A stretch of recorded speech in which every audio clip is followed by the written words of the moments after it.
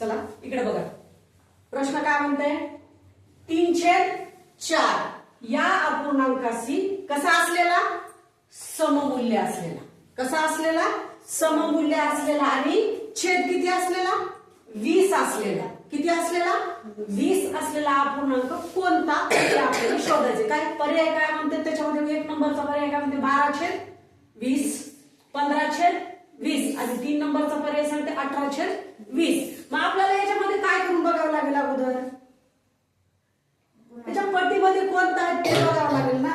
ठीक आहे, मग आपण चला घेऊ कोणता पर्याय याच्यामध्ये बघू, आपण बघू 12 घेऊन बघू अगोदर येते का. ठीक आहे, बघावं लागेल ना, कारण परीक्षेमध्ये आपल्याला माहित असणार आहे का कोणता पर्याय बरोबर असणार आहे नाही.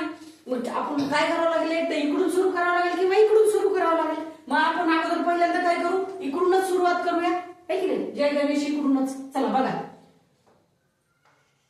3 ला किती गुण गुणल्यानंतर 12 येईल, 3 ला किती गुणल्यानंतर 12 येईल, 4.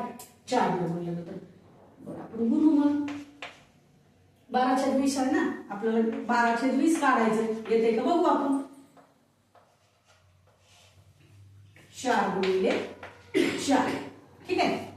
मग आलं का, 12 आलं, पण खाली किती आले, 16 आले, आलं का मग नाही. मग काय झालं, चुकलं आपला पर्याय तर गेला. ठीक आहे, मग आता नंबर 2 चा पर्याय घेऊन बघू. काय नंबर 2 चा पर्याय आता इथं 15/20. मग आता 3 ला किती न गुणल्यानंतर 15 येईल बघा, बघा बरं, 5 न गुणल्यानंतर 3 गुणिले 5.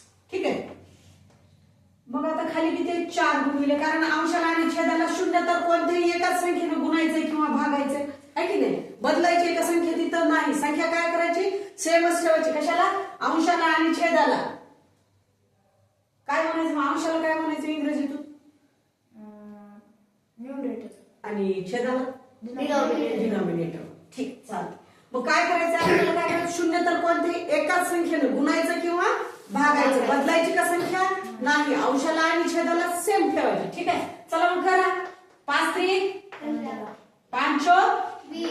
मग आपल्याला काय सांगितलं होतं त्यांनी, 3/4 या अपूर्णांकाशी कसा असलेला, सममूल्य असलेला व छेद 20 असलेला अपूर्णांक काय म्हणलं होतं, शोधा. शोधला का, भेटला. कसा, छेद किती आहे, 20 आहे आणि सममूल्य आहे, 3 असे सममूल्य आहे की नाही. कारण आता ह्याला जर भागलं किती ना भागावं लागेल म्हणजे सममूल्य होईल. किती ना, 3 न कसं लागेल, 3 न भागल्यावर सममूल्य होईल का.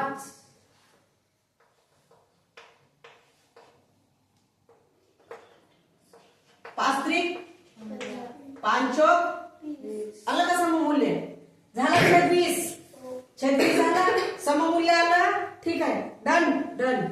समजून घ्या, असेच गणित परीक्षेमध्ये पर्यायानुसारच करायचे. ठीक आहे, कळलं. हा.